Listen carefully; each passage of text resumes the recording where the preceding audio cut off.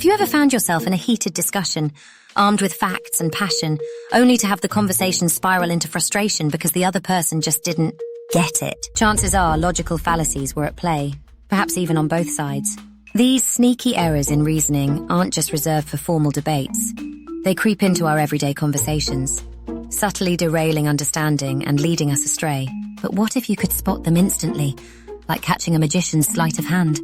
Imagine how much sharper your arguments, decisions, and even relationships could become if you mastered the art of identifying and avoiding logical fallacies.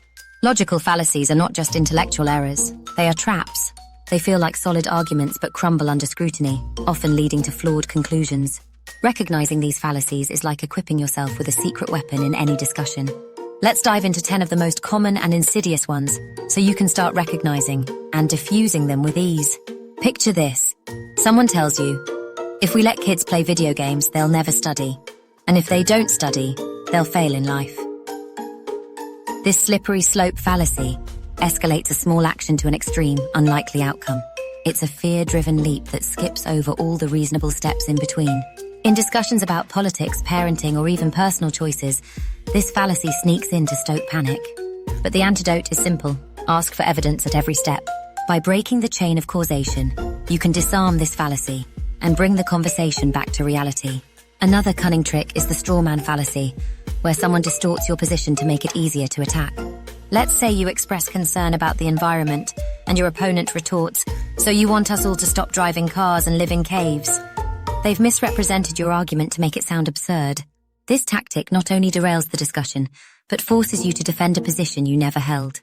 The key to countering this is clarity.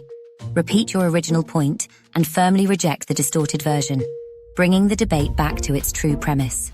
Perhaps one of the most irritating fallacies to encounter is ad hominem, attacking the person instead of the argument. This could sound like, "You can't trust her opinion on business. She's never even run a company herself." It's a classic deflection that shifts focus away from the merits of the argument to irrelevant personal details. Responding effectively requires steering the conversation back to the issue at hand. Refuse to engage with personal jabs and insist on discussing the actual evidence. Then there's the bandwagon fallacy, which pressures you to agree with something simply because everyone else does. From fads in diets to political opinions, the argument boils down to, it's popular, so it must be right. Popularity doesn't equal correctness, and this fallacy thrives on the fear of being left out. The best response? Stay grounded in facts, not trends. Challenge the idea on its merits, and don't be swayed by the size of the crowd cheering it on. Now, consider the false dichotomy, which insists there are only two options when, in reality, there's a spectrum of possibilities. You've probably heard statements like, "If you're not with us, you're against us." This oversimplification shuts down nuanced discussion, forcing you into a corner. To counter it, introduce alternative perspectives. Show that the world is rarely black and white, and that exploring the grey areas can lead to richer, more productive conversations. Let's not forget the appeal to authority, where someone insists an argument is valid solely because an expert endorses it. While expert opinions are valuable, they're not infallible. Imagine someone saying, "Dr. So-and-so believes this diet is the best, so it must be true."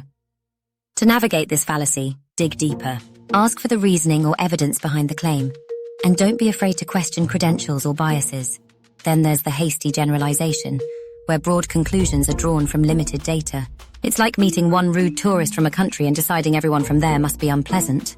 This fallacy thrives on anecdotal evidence, ignoring the bigger picture. The countermeasure? Look for more data and highlight the exceptions. Generalizations collapse when met with a wider view. The circular argument is another common trap. This fallacy occurs when the conclusion is restated as the premise, offering no new proof. For instance, "I'm trustworthy because I always tell the truth," doesn't actually prove anything. Breaking out of this loop requires asking for external evidence. Demand an explanation that stands on its own merits, independent of the initial claim. Next up is the post hoc fallacy, short for post hoc, ergo propter hoc, meaning after this, therefore because of this. It assumes that because one event follows another, the first caused the second.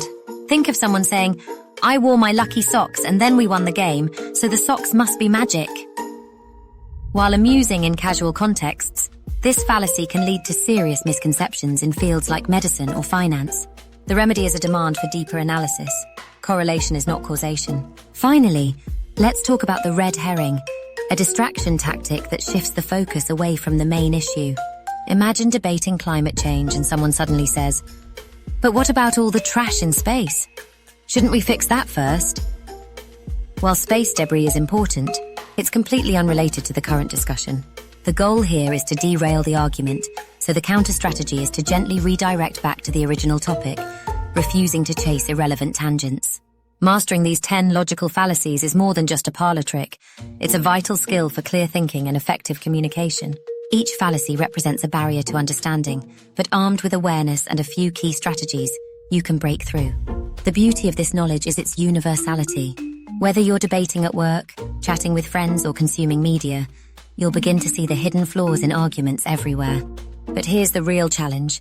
This isn't just about spotting other people's fallacies. True mastery comes from recognizing and addressing your own. We're all susceptible to cognitive shortcuts and emotional reasoning. By reflecting on your thought patterns and holding yourself to the same high standards you expect from others, you'll not only sharpen your mind, but also inspire respect and trust in your interactions. So, the next time you're in a discussion and something doesn't quite add up, pause. Think critically. Ask questions. Is there a hidden assumption? An exaggerated leap? A distraction? Slowly but surely, you'll find yourself cutting through the noise, armed with the clarity and confidence to navigate even the trickiest conversations. Because once you've trained your mind to spot these fallacies, there's no going back. The world becomes sharper, richer, and far more interesting to explore. If you like this video, you'll love this one. Don't forget to like, share, and subscribe.